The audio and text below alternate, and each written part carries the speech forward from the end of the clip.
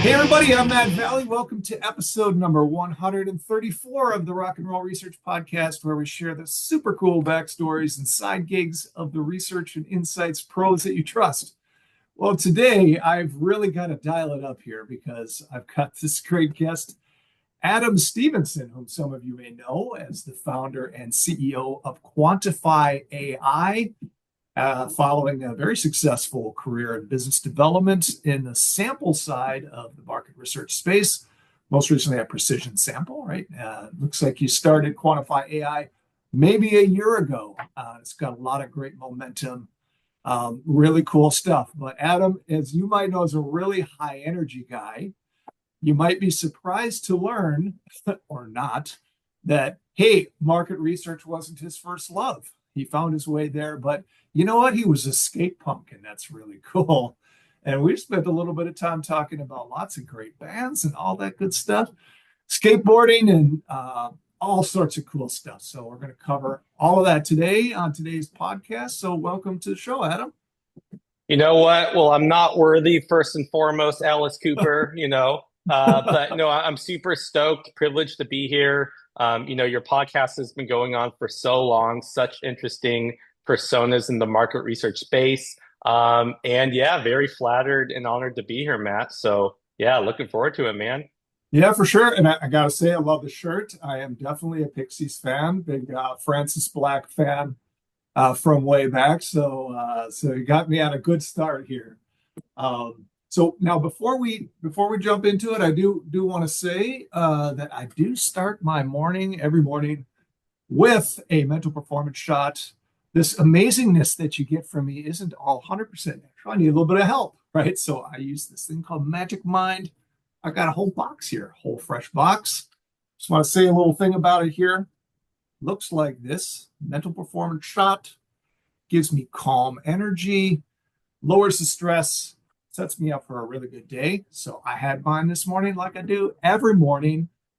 This is something that you can try as well. It's got lots of great ingredients in it, like lion's mane, ashwagandha, turmeric, vitamin B12, all kinds of stuff that my doctor said I should be taking as a supplement anyway. So this is how I do it. This is my delivery vehicle. You can go to magicmind.com/RNRLT, RNRLT, for a really nice discount on a subscription. So be my hero, check it out, give it a shot, and let me know what you think. All right. So, Adam, let's get into it, man. So, market research wasn't the first thing, but you found it. So, tell us a little bit about how you wound up in insights and take us to the present day and tell us about Quantify AI. Awesome. Well, yeah, so I have a pretty anti-establishment, anti-corporate regime, rage against the machine type mentality, which helps me be the CEO, of a startup in a space which is very saturated. It's, you got to be pretty crazy to do that these days without even taking on VC funding. Bootstrapped all the way. Way to go for anyone. If you need advice to quit your job and start a company, I'm your guy. But anyhow, yeah, so I grew up skateboarding. This was before skateboarding was cool. This was before skate parks. I was hopping fences into most of your high schools. I sucked at skateboarding too. That's probably like the craziest part. I was not good. So I picked up a camcorder. I've just always really been into film and, I made skateboard videos and you could find them on YouTube. If you search my name, there's a lot of videos up there. So yeah, when Cool. I'm not doing RFQs, I'm probably on thrashermagazine.com watching videos. And a lot of the inspiration for my company and the vibes is very, anti-corporate, anti-big sample, if you want to call that, for the industry I'm in right now, but also res tech at the same time. So yeah, Yeah, cool. it's pretty fun, but it's kind of cool when you don't have anyone telling you what to do. Just kind of like growing up skateboarding, do what you want, be lawless, and just have fun along the way. So yeah. Super And I cool. was a film major too. I was a film major at UC at San Diego, probably the worst place you could do a film major. All my friends were, I'm in San Diego, California, lived at home during college, but all my friends were too broke to like move up to Hollywood and pursue a career in film. So when I did move up to, Northridge, California, and I got my first job at Innovate MR, in Ventura Boulevard. Some people call it Sample Row back in the day. Yeah. Yeah, I just knew someone who did it. Very fortunate. It came naturally to me. It was very interesting. And yeah, I've been doing it for the past 10 years. So Yeah. So you yeah, said you I had a was friend broke that before that. And I was you're broke broke, even doing it for a while. Yeah. you're So just looking for a job and somebody says, "Hey, I know this place that's hiring. Give this a shot." Is that how yeah. it went? Or Yeah. And I wasn't even doing anything cool, like I've been on sales and biz dev the whole side. So I honestly never thought I was going to go the entrepreneurial route and start my own business. It just kind of happened. We can get to that later. But yeah, I was, most of you know me because I've done RFQs for you for, B2B and consumer audiences. I've ran sales teams.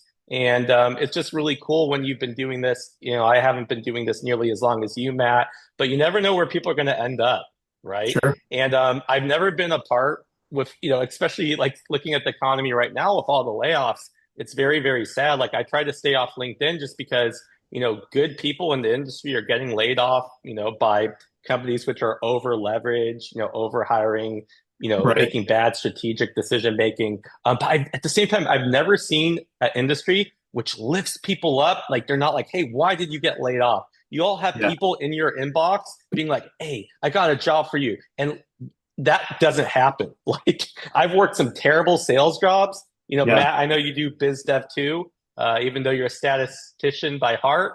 Like it's so cool.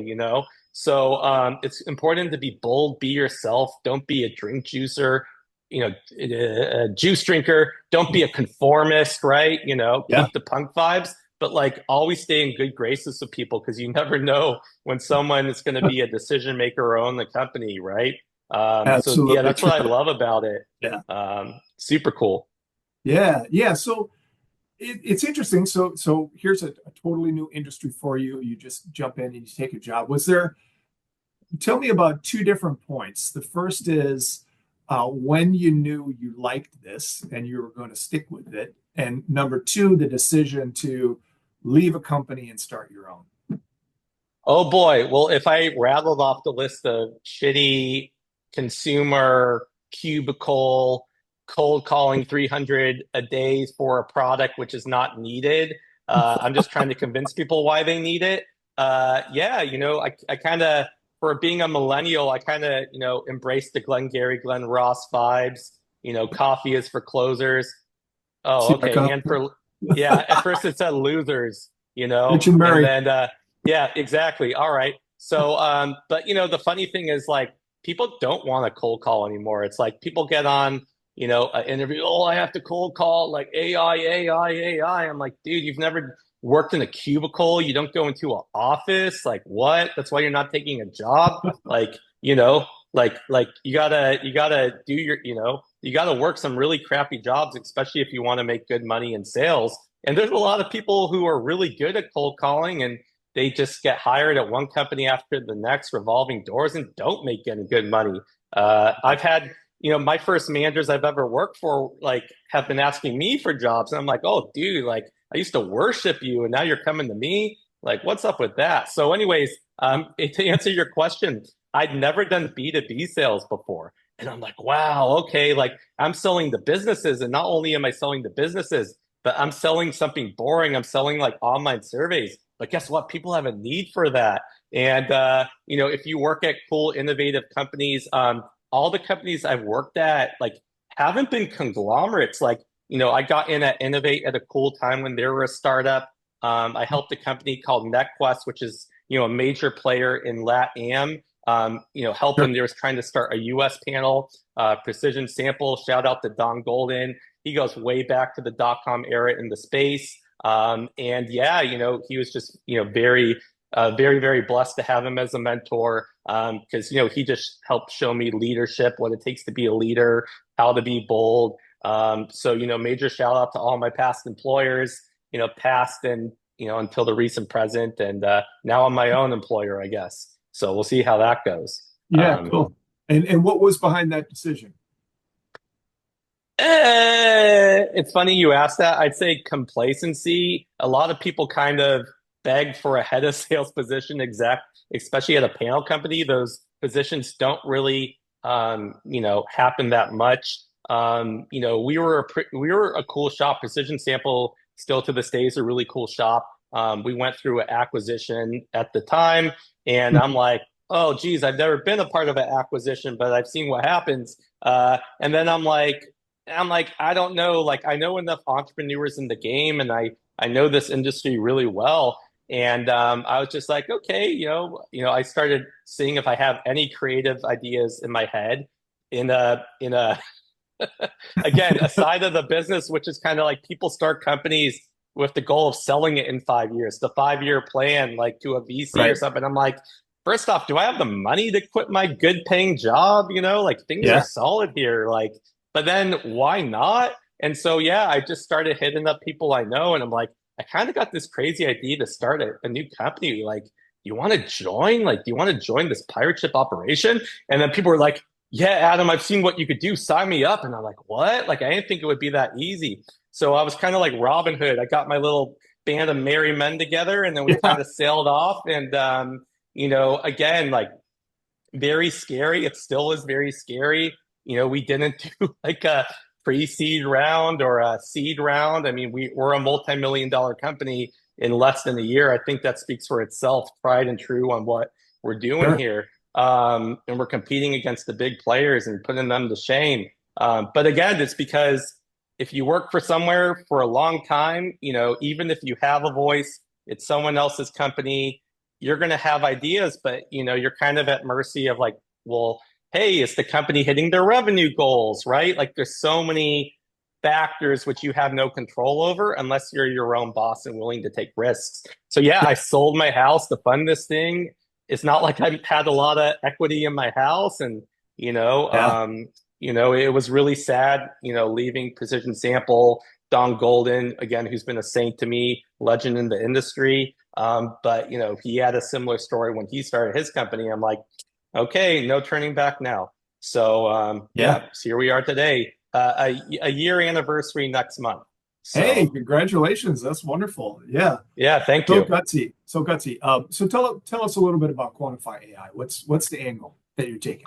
Yeah, quantify AI. So I feel like a lot of companies are biting more than they could chew, and they're pivoting where they think the money is. I said, okay, I'm gonna start off doing something which I know really well, even though people are going to be like, oh, how does he know this very well? But I've worked in kind of three startup type environments. I've seen everything there is to see. Online panel. And there's so much fraud in the research space right now. When I started in 2015, we were dealing with click farms and broken English into open-ended answers. I didn't think, that Hal from Space Odyssey is going to be in our open ends and, like, oh, wow, this Yeah. really sounds like a real person. This is a great open-ended response, and it's not real. So now it's Yeah. almost like researchers are looking for the shitty, grammatically incorrect responses, the brief Right. responses in the open ends. We're like, yeah, that's real. It's Like, I funny. Yeah. guess it counts. So I really never thought it would have gone that way. Things are especially concerning in the B2B research space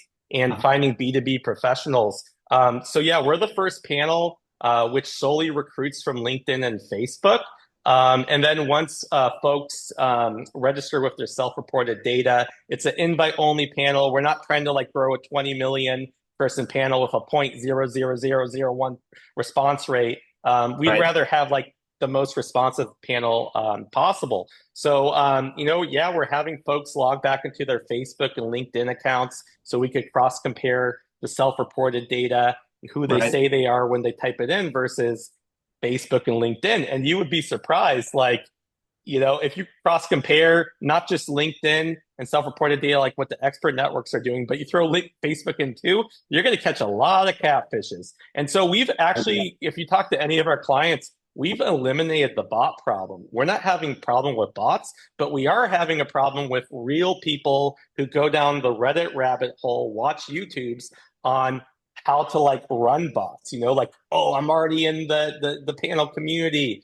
I know to say Right. I'm an IT Yeah. decision maker, master's degree, enterprise level company. I'm going to get the good incentives, man. Yep. And then, yeah, we have a awesome PM team, which is just as important as the product. Product could always get better, but we're Yeah. really focused on brand identity, being bold, and we don't want to be like any company in our space from a brand identity standpoint. And if we do end up that way, we're going to pivot quick as possible. Yeah. So, yeah. Yeah, I love it. I love it. It's like an arms race, right? And it sounds like you're getting on top of it, which is great to hear.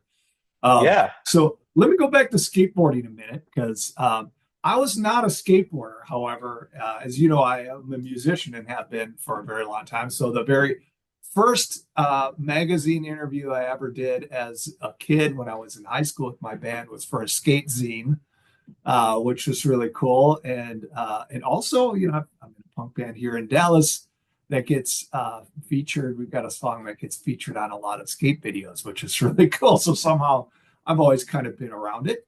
I'm curious to know from your perspective, with that sort of upbringing, what kind of advantage has that given you in a professional environment? So what did you learn from your days of jumping fences and all that good stuff that you apply to your professional work?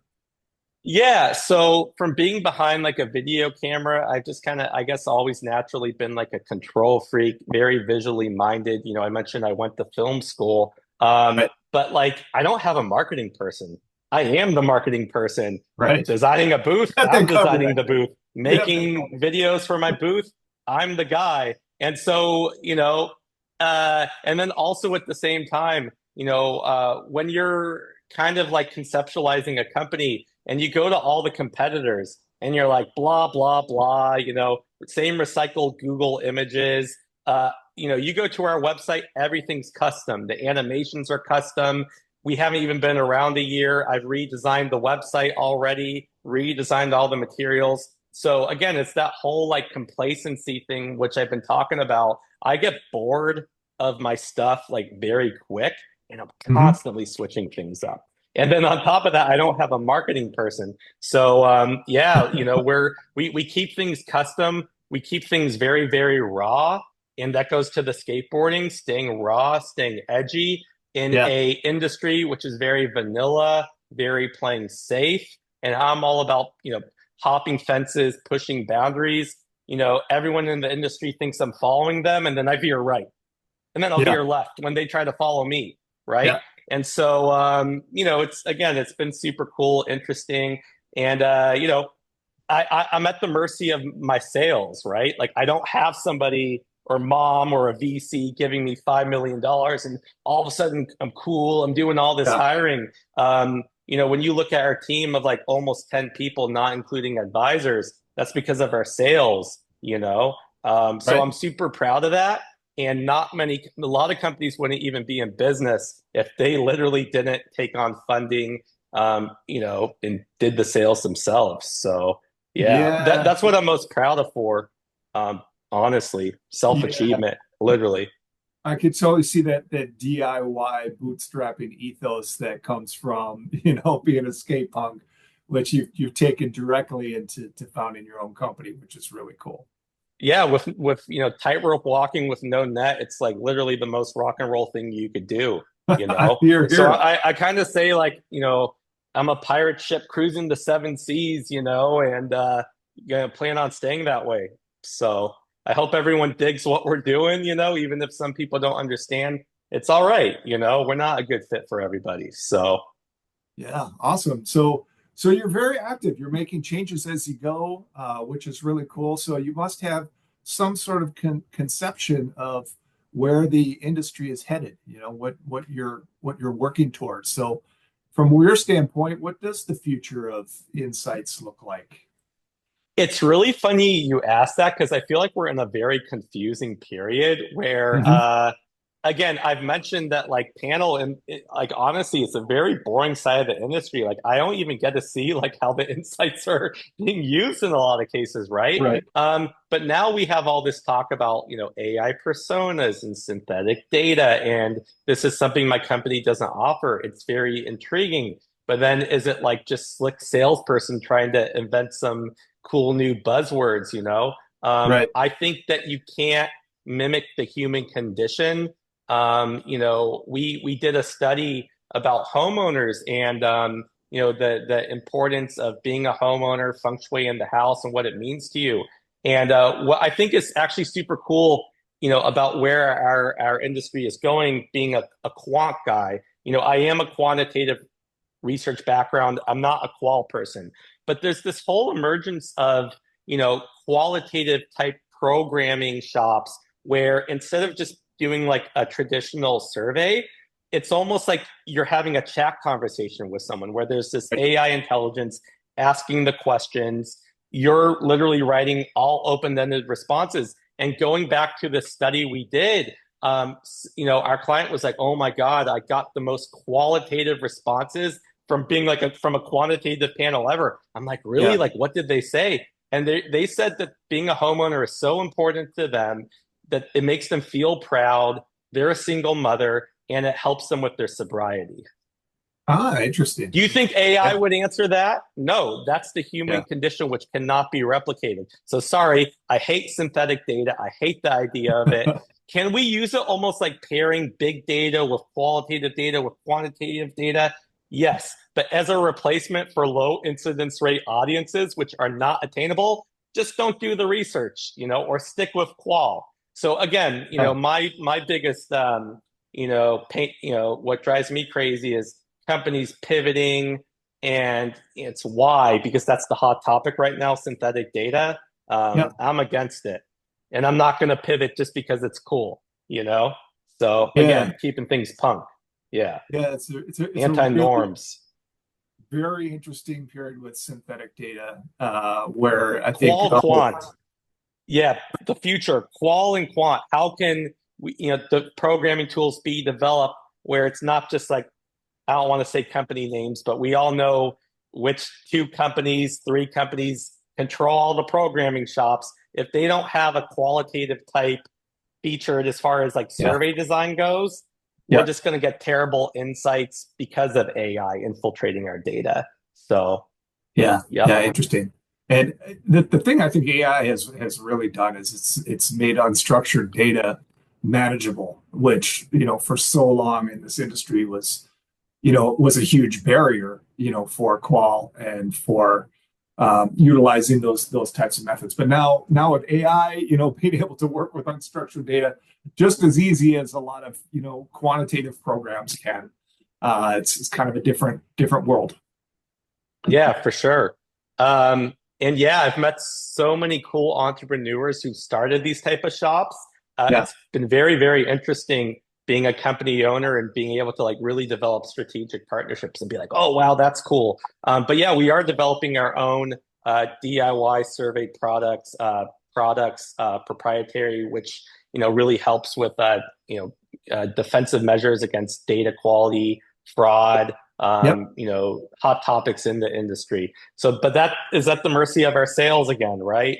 Yeah. So yeah, we're sticking with what we know, not trying to bite more than we could chew. But yeah, we are going to be a quantitative research technology developer. That's the reason we're here. We're not here to just be another boring panel company. Cool. So, Cool. yep. Awesome. Who needs another boring panel? Huh? Yeah, we're pretty boring right now, but we try to keep things lively. So, anyways, yeah. Okay. Okay. So Adam, this is media. I know you consume a lot of media like I do too. Like we all get busy, but hey, we love what we love. So curious to know, as you think about, what's earning your time, either for inspiration, insight, or enjoyment, what media are you consuming these days? So I skateboarded growing up. I don't watch sports, so it's like if I get stuck in a conversation talking about football, I'm not the guy. But I really relate to people who watch, a lot of TV shows. Like there's so many cool shows like Severance, like really Yeah. thought-provoking kind of like dark type stuff. A lot of reality shows. I like to take my mind off my problems, and just whether that's personal or professional, and movies and television. is that outlet. Like back in the Great Depression, people went to the movie theaters to escape reality, right? Sure. So that's what I like to do. And listening to music, which gives me a lot of energy, whether it's rap music, rock music, punk music, that's what keeps me going. So Yeah. yeah, music and TV shows and movies, not sports. So I'm not the Okay. person to talk to if you want to talk about the sports game. Yeah. All right. All right. Well, you said the magic word, which is music. It is the Oh Rock and boy. Roll Research Podcast, of course. We have had a very good conversation so far about music and discovered, hey, we got some stuff in common. We've got a lot of music that moves us both. But we didn't cover this, and I'm just fascinated to hear what this answer might be. So, Adam, let's say you're stranded on a desert island, right? You know what's coming. You're stranded on a desert island. You have three albums of your choosing to keep you company for the rest of your days. What are they? Well, if I want to end up like Lord of the Flies or Robinson Crusoe, like either if I know I'm not getting off the island, I'm just going to go insane. Um, it's all about, a call to arms and keeping myself motivated. So I just don't want to off myself, whether that's accidental or just, thinking I'm a survivalist who doesn't have any survivalist skills because I'm not DIY at all. So anyways, you know, the Pixies. Black Yes. Francis, Frank Black, first album, Surfer Rosa. Okay, Yes. because I need stuff where it's just like it Absolute just hits classic. super hard. It's raw. Starts off with the Bone Machine, and Yeah. if you don't know it, put it on. If you need some inspiration, you're about to fall asleep. It's just even before, yeah, he hits the mic. It's just like the drums. Matt, you're a drummer. Yes. It just kills it. That Um, album, that album yeah, is a masterpiece, by the way. And I think it's the first time it's been mentioned on the podcast. So I love it. I love that choice. Yeah, because these three bands I'm going to mention, I love all their discography. So it's like really hard, but like front to back, like it's just so good. Yeah, Bone Machine, River Euphrates. It's just super cool. So, anyways, I'm going to switch up the genres a little bit. The first tattoo I ever got was inspired by the artist Elliott Smith, the late artist. He has this album called Figure Eight. So Okay. yeah, it was probably a terrible idea to get the Figure Eight album cover right here. It was very painful. But yeah, so Elliot, shout out to Elliott Smith. It's very dark. It's very intellectual. Big emphasis on the lyrics. Tracks like "Son of Sam," "Junk Bond Trader." Either you're a fan or you're not. And my wife's Yeah. still not a fan, even though I keep trying to play it for her. So, anyways, but and then okay, and then Black Sabbath. I am a big Sabbath head. I listen to it Nice. multiple times a day. It was really hard, like because the problem is if you're stuck on an island and you like multiple albums, like not all the tracks you like are on the album, right? And usually Sabbath albums don't have many songs on them. So I'm Yeah. just gonna choose Sabotage because I was listening to Megalomania, Yeah. pumping myself to be on this and it's just so sick. And then when it just drops, you just want to headbang. And again, the MO for my company is just headbanging together and just creating new norms, like taking norms, trying to take unoriginal things and put like a original stance on it. Again, just trying to start a movement. And you can't start a movement. I keep saying this, but if you have too much VC funding and it's just like margins, margins, margins, Yeah. you can't start a revolution. You can't be a pirate. And that's what I'm all about. So it's like, it's like, hey, what's the future of market research? I've talked to so many cool, I call it like independent business owners, operations. And when it comes to creating strategic alliances, if I'm like, oh man, like you bootstrap your company, how did you do it? Like, were you scared? Like, what did your significant others say? Like, that was the hardest part of starting my business, convincing my wife to be on game with a 6-month old and like a 2-year old at the time, Yeah. So, Yeah. So it's all about power to the people, power to the researchers, powers to all the individuals who went rogue in 2024. Like I met so many people who went rogue. I call it just going rogue, which is Yeah, what I did. And a lot of them couldn't make it. Okay, a lot of them, I sure. was like applauding them when they got a full-time job again. But I'm like, Yeah, okay, I guess I'm still in the mix. And that's what's been really cool. So yeah, we have booths at all the conferences, and yeah, yeah, and Matt and I are going to hang for the first time at IIEX, that's right. DC. IEX and DC. Yeah, banned in DC by Bad Brains, great album, So I'm going to Classic. be jamming that with Matt, having some brews, and just yeah, kicking out the jams, up the punks. So It's yeah, going to be a good anyways, time. it's going to be I great to hang out. Yeah. absolutely, and I have to congratulate you because you're right. The context, 2024 was a crushing year for a lot of people that work in insights. Really tough year, but here you are. That's when you started your company, and you're alive, not just alive, but thriving. And that's a great achievement in the context of what the industry has been like. So good on you for sure. Yeah, because it's almost like, you know, if you've been in the industry long enough, you get jaded at a certain point, especially on the sales side and unappreciated people. So I'm kind of like a haven for the unappreciated, the jaded folk where I'm like, yeah, let's just like rage together. And it's like, I'm in. And it's like, okay, you're just kind of like never allowed to quit. You're kind of just selling your soul right now, and game on. Like, let's never have any layoffs here. Let's never have any job uncertainty. Like this year's pretty scary about Yeah, what's happening.